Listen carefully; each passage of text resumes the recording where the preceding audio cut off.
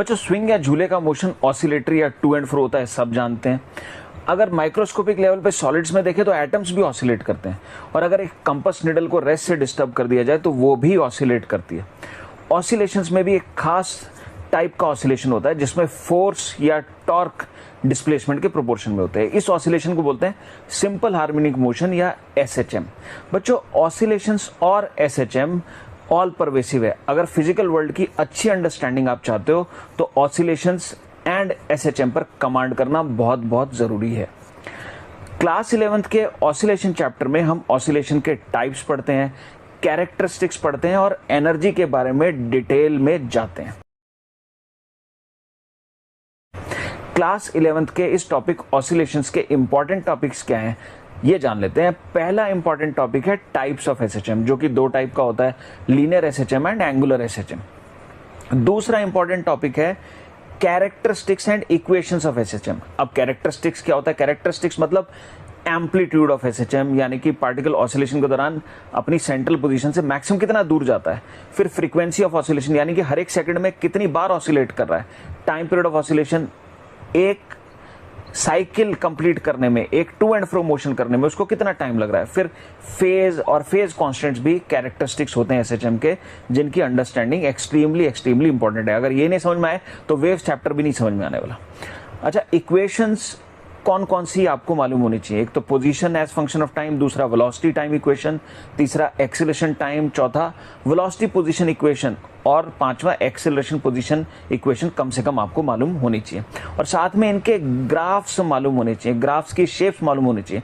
और अगर इक्वेशन दी है तो कैरेक्टरिस्टिक्स आपको निकालने आने चाहिए एंड वाइस वर्सा, यानी कि अगर कैरेक्टरिस्टिक्स दी हैं तो इक्वेशन फॉर्म करनी आपको आनी चाहिए।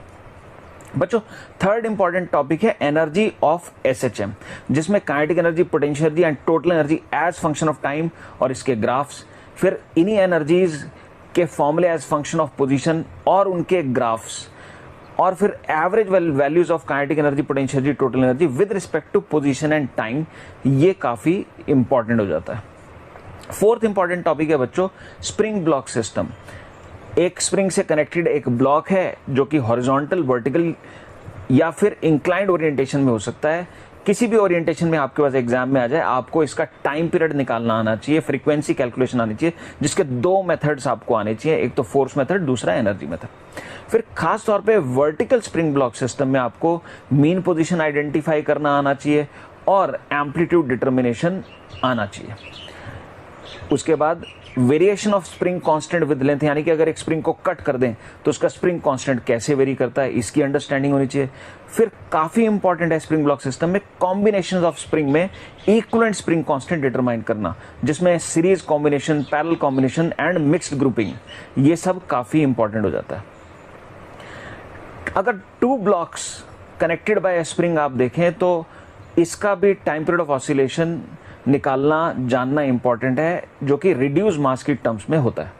बच्चों फिफ्थ इंपॉर्टेंट टॉपिक है एंगुलर एसएचएम, जिसका टाइम पीरियड या फ्रीक्वेंसी कैलकुलेशन के लिए हमें टॉर्क मेथड मालूम होना चाहिए। इसमें चार खास केस आपको मालूम होने चाहिए। एक तो सिंपल पेंडुलम, जिसमें अगर पेंडुलम किसी सरफेस से टकरा जाता है ऑसिलेशन के दौरान, तब भी आपको एनालिसिस आना चाहिए। फिर दूसरा कंपाउंड या फिजिकल पेंडुलम, जिसका टाइम पीरियड एक्सिस की लोकेशन के हिसाब से किस तरीके से चेंज होता है और मिनिमम पॉसिबल टाइम पीरियड क्या होता है, ये मालूम होना चाहिए। तीसरा टॉर्शनल पेंडुलम और चौथा रोलिंग प्लस एसएचएम का केस इंपॉर्टेंट है। सिक्स्थ इंपॉर्टेंट टॉपिक बच्चों है सुपरपोजिशन ऑफ एसएचएम, जिसमें एसएचएम यदि सेम एक्सिस के अलॉन्ग है तो फेजर टेक्निक से इनको ऐड किया जा सकता है, और यदि परपेंडिकुलर एक्सिस के अलॉन्ग है तो इनका पाथ आपको मालूम होना चाहिए, जिसे हम लेसरजस फिगर्स बोलते हैं। सेवंथ इंपॉर्टेंट टॉपिक है डैम्प्ड ऑसिलेशन। बच्चों जब किसी पेंडुलम को आप छोड़ोगे तो हमेशा ऑसिलेट नहीं करता रहता फॉरएवर, धीरे धीरे वो डैम्प होता चला जाता है, उसकी डिस्प्लेसमेंट और एनर्जी कम होती चली जाती है। तो एम्पलीट्यूड ऑफ ऑसिलेशन कैसे कम होता है एज फंक्शन ऑफ टाइम, इस डैम्प्ड ऑसिलेशन के केस में ये आपको मालूम होना चाहिए। फिर फ्रीक्वेंसी और टाइम पीरियड के फॉर्मूले मालूम होना चाहिए। एट्थ इंपॉर्टेंट टॉपिक है बच्चों फोर्स ऑसिलेशन, जिसमें रेजोनेंस का स्पेशल केस आपको मालूम होना चाहिए। बच्चों एसएचएम का पहला इजी टॉपिक है इक्वेशन बेस्ड क्वेश्चंस, जिसमें क्वेश्चन में जो भी इक्वेशन दी है उसे स्टैंडर्ड से कंपेयर करके आप प्रॉब्लम इजीली सॉल्व कर सकते हैं। दूसरा इजी पार्ट है एनर्जी, जिसके क्वेश्चंस ऑफन फार्मूला बेस्ड होते हैं, ये भी आप इजीली कर सकते हैं। तीसरा इजी पोर्शन है calculation of time period frequency, जिसके लिए आपको स्टैंडर्ड मेथड्स मालूम होनी चाहिए, जिसमें आ जाता है आपका force method, energy method and torque method.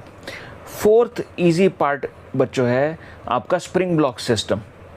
Spring block system में खासतौर पर कॉम्बिनेशन ऑफ स्प्रिंग वाली प्रॉब्लम्स काफ़ी इजी होती हैं। इक्विवेलेंट स्प्रिंग कांस्टेंट निकालने के लिए सिंपल फॉर्मूले यूज़ करके आप प्रॉब्लम्स इजीली कर सकते हैं। बच्चों नेक्स्ट समझ लेते हैं एसएचएम के डिफिकल्ट टॉपिक्स पोर्शंस क्या हैं। बच्चों एसएचएम का पहला डिफिकल्ट टॉपिक है वर्टिकल स्प्रिंग ब्लॉक सिस्टम, जिसमें स्टूडेंट्स ऑफन मीन पोजीशन और एम्पलीट्यूड निकालने में स्ट्रगल करते हैं। फॉर एग्जांपल कंसीडर कीजिए एक वर्टिकल स्प्रिंग है जो सीलिंग से अटैच्ड है और उससे फिर एक ब्लॉक अटैच्ड है और ऊपर से एक बुलेट आती है और ब्लॉक पे टकराती है, उसमें एम्बेड हो जाती है और रिजल्टिंग ऑसिलेशंस की मीन पोजीशन, एम्पलीट्यूड, फ्रीक्वेंसी ये सब निकालना है। इस तरह के क्वेश्चंस की आपको अच्छी प्रैक्टिस करनी पड़ेगी। दूसरा डिफिकल्ट पोर्शन है अगर दो ब्लॉक्स हैं स्प्रिंग से कनेक्टेड हैं, ये खास स्टैंडर्ड प्रॉब्लम। इसमें यदि खास तौर पर ब्लॉक्स की position as function of time पूछिए आपको, तो सेंटर मास फ्रेम में आपको एनालिसिस करना पड़ता है। तो सेंटर ऑफ मास की अंडरस्टैंडिंग जब तक नहीं होगी तब तक ये प्रॉब्लम आप नहीं कर पाएंगे। तीसरा डिफिकल्ट टॉपिक है, मैं बोलूँगा थोड़ा सा याद करने में ट्रिकी रहता है, वो है फोर्स्ड एंड डैम्प्ड ऑसिलेशन। मेरी स्ट्रॉन्ग एडवाइस ये रहेगी बच्चों की एग्ज़ाम में जाने से 2-3 दिन पहले आप इस टॉपिक के जो फॉर्मूले हैं उनको ढंग से लिख करके रिवाइज करें ताकि आप एग्ज़ाम में रिकॉल कर पाएँ। बच्चों last but not the least हम जान लेते हैं कि इस टॉपिक में गुड कमांड के लिए प्री रिक्विजिट्स क्या हैं। बच्चों पहला प्री रिक्विजिट है काइनेमेटिक्स की गुड अंडरस्टैंडिंग, जिसमें पोजीशन, वेलोसिटी, एक्सेलरेशन या फिर angular displacement, angular velocity, angular acceleration के फंडामेंटल डेफिनेशंस या फॉर्मूले और इनको आपस में कैसे इंटर कन्वर्ट करते हैं इसकी नॉलेज आपको होनी चाहिए। एसएचएम या ऑसिलेशन में इन काइनेमेटिकल वेरिएबल्स को हम टाइम के साथ या आपस में कोरिलेट करेंगे, जिसे हम एसएचएम की इक्वेशन बोलते हैं। इक्वेशन नहीं समझ में आएंगी अगर काइनेमेटिक्स अच्छी नहीं है, और इक्वेशन बेस्ड क्वेश्चंस भी आप नहीं कर पाएंगे। दूसरी रिक्वायरमेंट है न्यूटन्स लॉज ऑफ मोशन की एंड एफबीडी मेकिंग की गुड अंडरस्टैंडिंग। तीसरी रिक्वायरमेंट है बच्चों एनर्जी की नॉलेज, जिसमें काइनेटिक एनर्जी, इसके फॉर्मूले, translation kinetic energy, rotational kinetic energy के फॉर्मूले, फिर पोटेंशियल एनर्जी, खास तौर पे स्प्रिंग पोटेंशियल एनर्जी का फॉर्मूला, फिर पोटेंशियल एनर्जी और कंजर्वेटिव फोर्स का बेसिक रिलेशन, क्योंकि कई बार ऑसिलेशन में हाइपोथेटिकल सिचुएशंस में आपको पोटेंशियल एनर्जी फंक्शन देकर के टाइम पीरियड पूछता है तो आपको फोर्स निकालने की ज़रूरत पड़ सकती है जो कि आपस में रिलेटेड होते हैं। फिर टोटल मैकेनिकल एनर्जी का मीनिंग। बच्चों फोर्थ रिक्वायरमेंट है रोटेशनल मैकेनिक्स पे कमांड, जिसमें खास तौर पे आपको वैरायटी ऑफ सिचुएशंस में टॉर्क कैलकुलेट करनी आनी चाहिए। दूसरा आपको वैरायटी ऑफ बॉडीज़ के रॉड, रिंग, स्फीयर एटसेट्रा के moment of inertia different axis के अबाउट क्लियर होने चाहिए। पांचवी रिक्वायरमेंट है फ्लूइड मैकेनिक्स में खास तौर पर फ्लूइड की दो प्रॉपर्टीज़ में कमांड, जो कि है विस्कोसिटी एंड बॉयंसी, क्योंकि फोर्स्ड डैम्ड ऑसिलेशन में या फिर किसी सिचुएशन में ऐसा हो सकता है कि ये फोर्सेस इन्वॉल्व हों और आपको टाइम पीरियड या फ्रीक्वेंसी या फिर डिस्कशन करना है, एनालिसिस करना है। तो अगर आपको फ्लूइड मैकेनिक्स के इन दो प्रॉपर्टीज़ पर कमांड नहीं है, इनसे रिलेटेड बेसिक बातें नहीं पता है आपको, तो आप स्ट्रगल करेंगे। बच्चों ऑसिलेशंस की इंपॉर्टेंस समझने के लिए इसकी 5 साल की वेटेजेस जान लेते हैं। ईयर 23 एंड 22 दोनों ही सालों में only 1 problem was asked from this topic. Year 21 and 20 में both the years 2 problems were asked, and year 19 में देखें तो 5 problems were asked from this topic. Overall in 5 years 11 problems have been asked from this topic, which have been from easy to moderate difficulty level. In your exam you can expect around 2 problems from this topic. बच्चों oscillations में या SHM में अच्छी performance के लिए आप ये strategy follow कर सकते हैं। सबसे पहले आपको 10 से 12 घंटे के गुड क्वालिटी लेक्चर्स इस टॉपिक में चाहिए होंगे। सेकेंडली आपको around 20 hours of self study at least करनी होगी, जिसको आप 3 पार्ट्स में बांट सकते हैं। पार्ट 1 में आप 10 आवर्स डिवोट कर सकते हैं इस टॉपिक को, जिसमें एटलीस्ट 120 to 150 क्वेश्चंस आपको प्रैक्टिस करने चाहिए। सेकंड पार्ट में जो आपका 1 महीने 2 महीने बाद हो सकता है, रिवीजन के दौरान हो सकता है, इस पार्ट में आपको 5 आवर्स डिवोट करने पड़ेंगे, जिसमें एटलीस्ट 2 आवर्स का एक टेस्ट जिसमें इजी टू मॉडरेट लेवल की प्रॉब्लम्स हो आपको अटेम्प्ट करना चाहिए। बच्चों टेस्ट देने का पर्पस है प्रॉब्लम्स को टाइम करके करना, जिससे रियलिस्टिक सीन आपको पता लगता है कि आपकी टॉपिक में कमांड क्या है। अच्छा, थर्ड फाइनल फेज में या लैप में आपको अगेन 5 आवर्स इसको डिवोट करने चाहिए, जिसमें आपको अगेन 2 आवर्स का टेस्ट इंक्लूड करना चाहिए, but this time take care test should be of moderate to tough level. बच्चों एक बात ध्यान से समझ लीजिए, एसएचएम या ऑसिलेशंस वेव्स चैप्टर का फाउंडेशन टॉपिक है।